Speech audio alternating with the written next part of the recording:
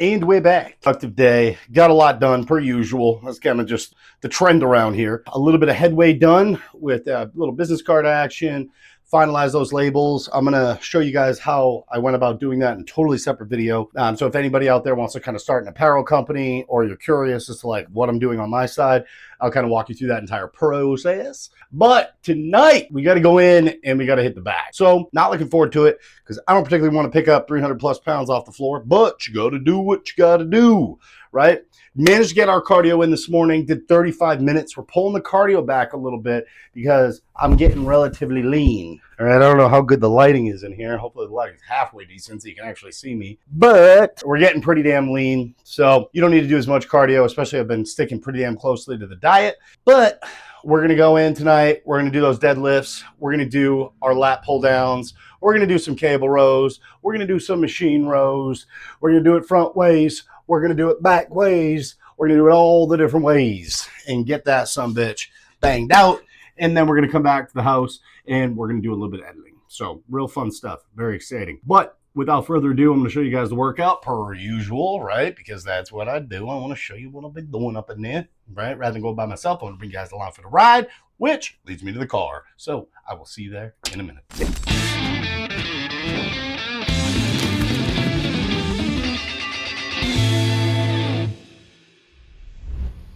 And we're back. We're in the car, especially, during days like today where the carbohydrates are low. I talk about this all the time. When you pull your carbs out, your muscle's going to flatten out. You're just going to get flat and small. Pumps aren't going to be as good. Endurance goes down, but part of the course.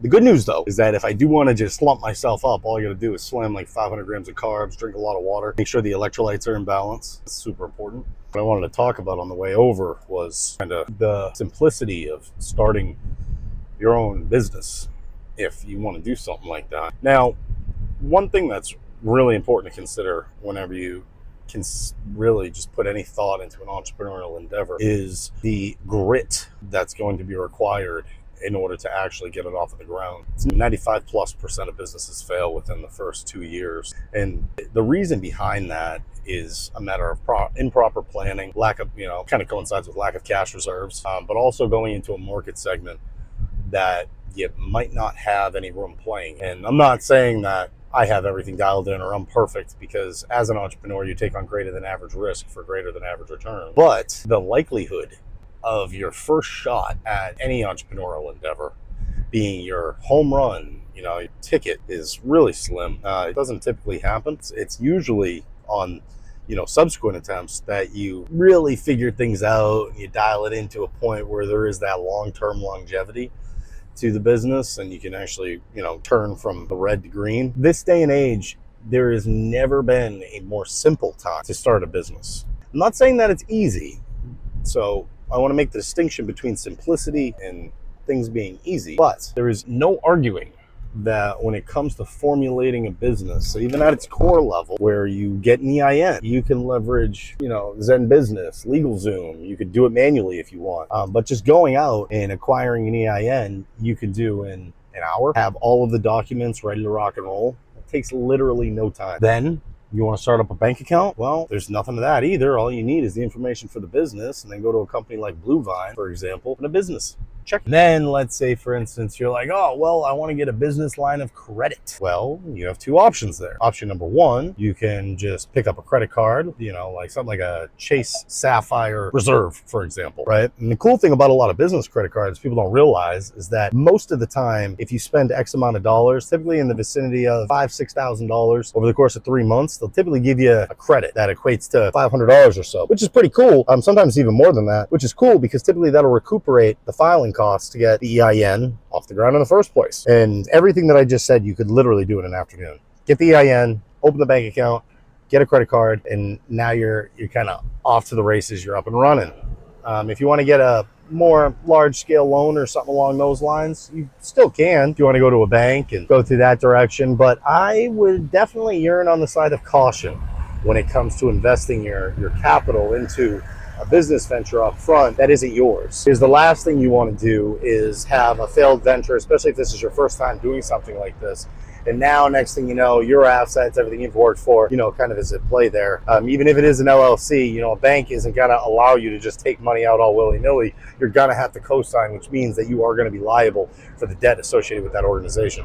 And the other thing is, when it comes to capital expenditure, to get your business off the ground, there's always going to be those non-negotiables that are going to be 100% required in order to be able to, just get things rolling. And it could be something trivial. It could be a tripod, it could be a microphone, but there's always going to be those expenses. But it's really important to make sure that you're tracking those expenses, because you can then utilize them, even if you didn't turn a profit, against your taxable income.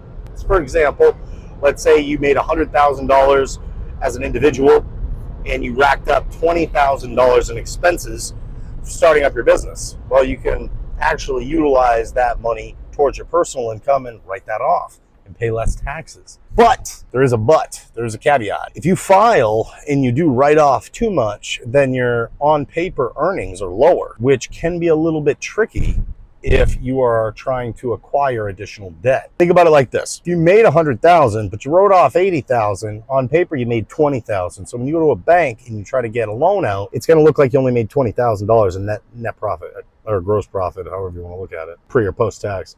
Food for thought. If you don't care about that, then it's not really a factor. But if you do, then you might want to pump the brakes on writing everything off on a business, because then you're going to look like you don't make that much. So consider that. And I'm not 100% on that either. I mean, there's ways to finagle a bagel when it comes to accounting, but the overall startup protocol, man, super easy. If you guys need to have a logo designed, for example, you can use AI to do it nowadays. There's so many different turnkey AI solutions that'll do it. But if you want something very specific, all you need to do is go over to Fiverr. You can go to Upwork as well and find a graphic designer that will build out your logo for a very cheap rate. And now you've got a logo, and now you need to get a website. So to get a website, it's pretty easy, man. All you got to do is go to GoDaddy.com, type in the URL that you wish to acquire. Hopefully it's available. Purchase it. And then you're going to need to build your website. And if you wanted to go, like, let's say the e-commerce direction, I would recommend opening a Shopify store due to their native integrations with damn near anything. And they allow you to grow, scale. Awesome company. That's who I personally work with. You could also go to Wix, which is another popular one. You could hire someone to build you a website as well. You can do that right on Fiverr.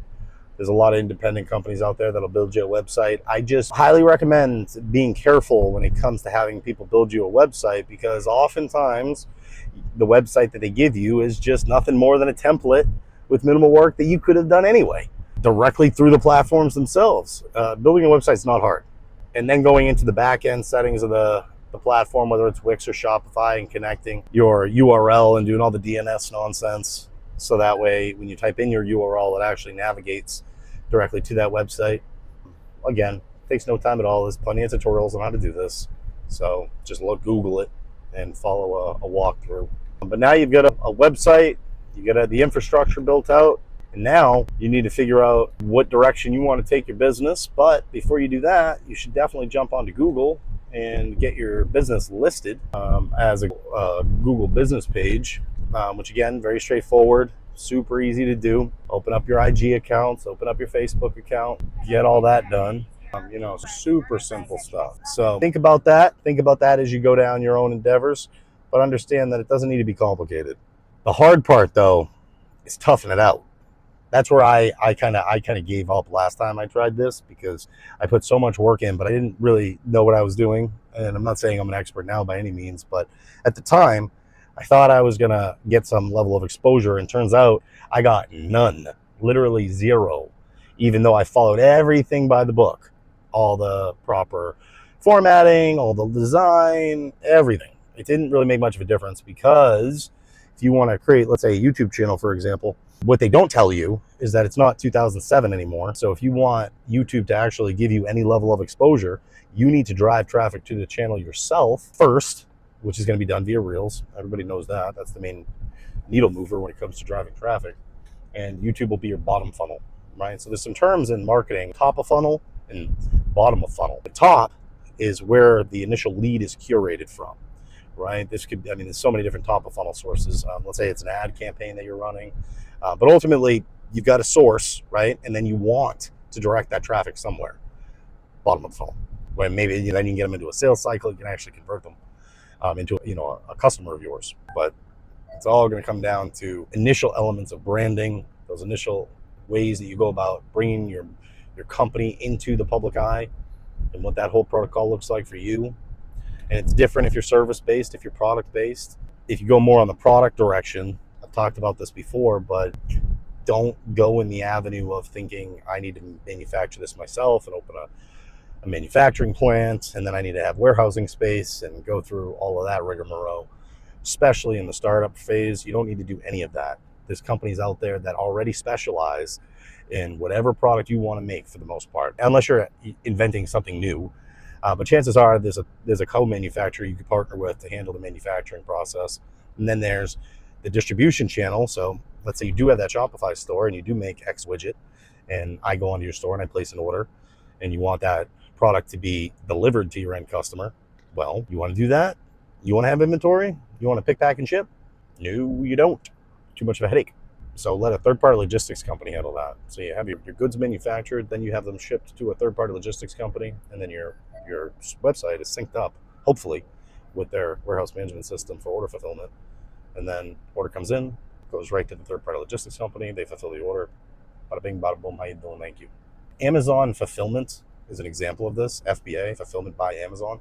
Amazon FBA is essentially a very extravagant third-party logistics company that is fulfilling orders on your behalf through the Amazon channel. If you are selling on Amazon, which I think you obviously should, because that's a great thing to do, but if you're, let's say, not on Amazon, or you want to sell directly via your website, well, hey, what are you going to do? Redirect them through Amazon FBA, or you want to use a third-party logistics company? However you want to go about the order fulfillment process, it's best to let the inventory and order fulfillment initially be left up to the professionals in that proper segment. And you can find these companies easily. They're very abundant. But then in short, I mean, that's how you're going to go about bringing something to the market, and you follow these steps. And then it's on you. How are you going to get the word out there? It's like the old adage, you can have the best product in the world, but if nobody knows it exists, what difference does it make, right? And, tree falls in the forest if no one's around to hear it. Did it even fall? That whole type of ideology. In this instance, it's going to be on you to kind of build the brand. And in order to build the brand, it's going to take a lot of grunt work, a lot of leg work, a lot of time, and most of all, a lot of patience. So go into any entrepreneurial endeavor with a realistic overview of the reality of what it's going to take to get it off the ground. It's going to take you probably 3 to 5 years of working your ass off. And then that doesn't mean that you get to kick back on an island and chill and cruise around the 7 seas on a yacht. It means now, all right, you're turning a profit. You've created something that you feel passionate about, and hopefully sooner rather than later, you can turn that around and replace your day job. Or if you're a really smart, foreseeing kid, some teenager that gets to stay at home with parents, really focus on their dreams, their goals, and they want to open a business, and they can ride that out for 5-6 years and focus just on that full time, man, that is best case scenario. Without further ado, let's go inside. See you in a second. So this week I'm gonna warm up with the 135 just like I did last week, but we're gonna go up a little bit. So let's pull it. All right. So we're going to bend over, row it. Add a little bit of weight here. 155. Make sure we get the form down. So let's row it out. 185.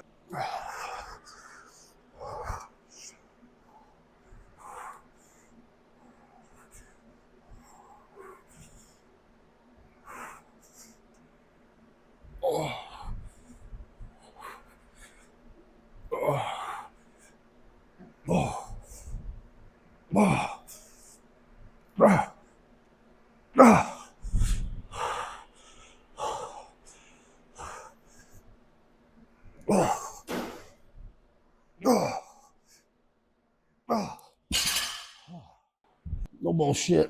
Oh, I can't even pivot my hip. Fuck.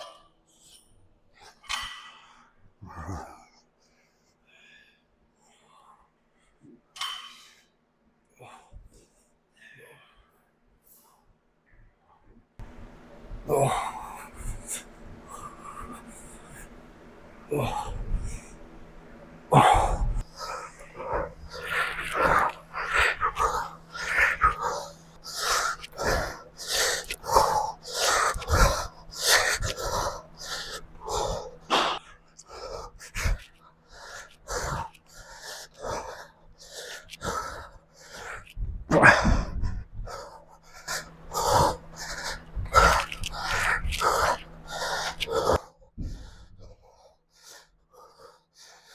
God damn, bro. Oh, the leg, the bent knees, but better than nothing. Do what you can.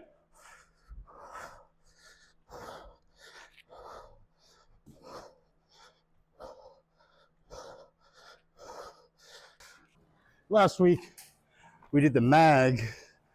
This week, we're not going to do that. We're going to do the flat bar and the mag. So we'll do 3 and 3. That's what matters, more so than anything else.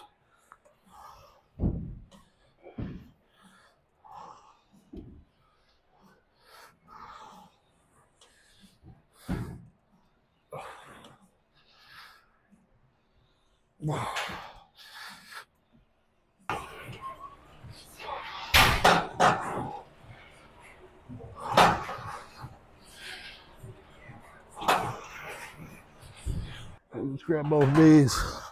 All right.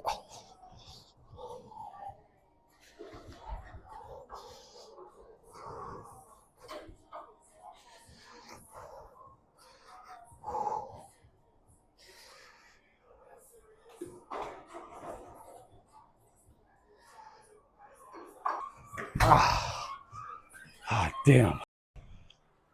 All right, so we're already past where we need to be here. So we'll keep the weight the same, and then we're gonna go back and forth between the cable curl and the lat pull down, and then we're gonna do 2 rowing movements right after this, and then we're out. Pain is wild.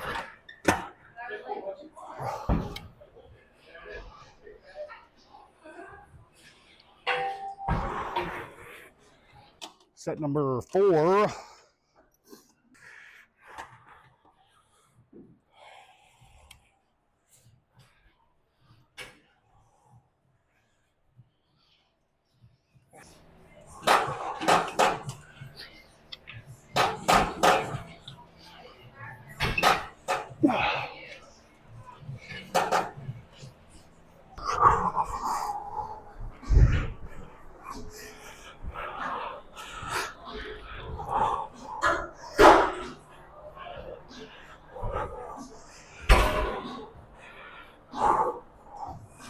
God damn.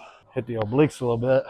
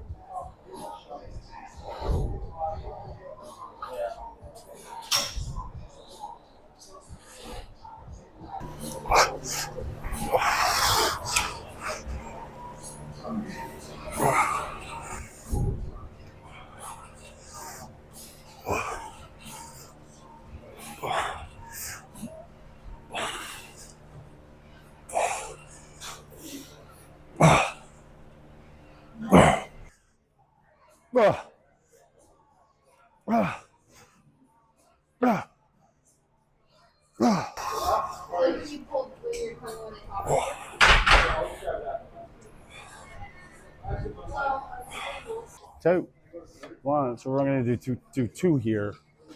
All right. Which, I mean, this one's actually a little tricky because it almost requires you to supinate, which I cannot do.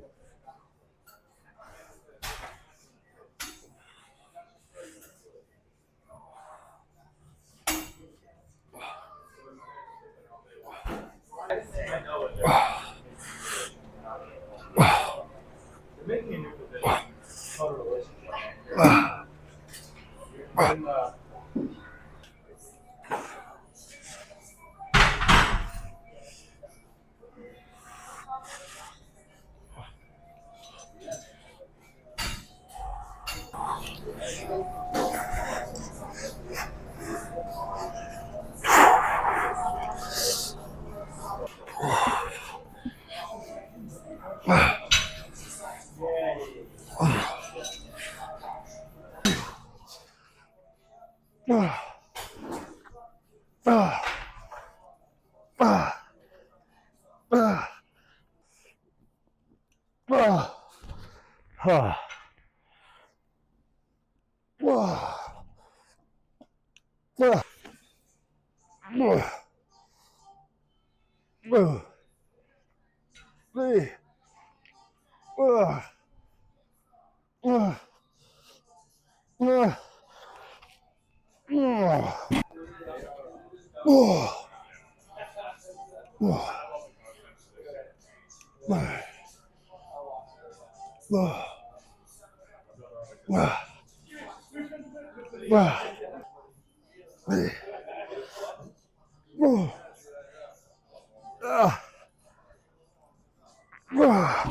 right.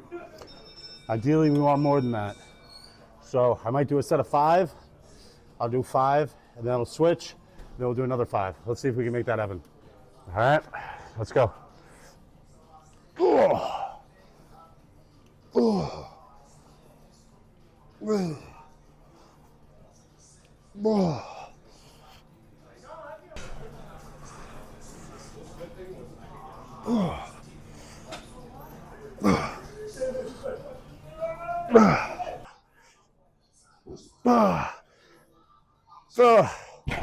That's fucking it. That is a fucking wrap. I'm exhausted. Guys, so we got breakfast here, and we're already cooked. We got 276 grams of egg whites, right here, 4 whole eggs. Now what we're gonna do is we're gonna take this, we're gonna put it right into our cup. All right, so this is meal number 1. We're gonna take that whole puppy and we're gonna put them in right here, just like that. We let this one cool down a little bit, so now we're gonna top it off with a little bit of water. No big deal there. Well, there we go. And now from here, all we need to do is blend. Good to go, just like that. And don't forget your straw.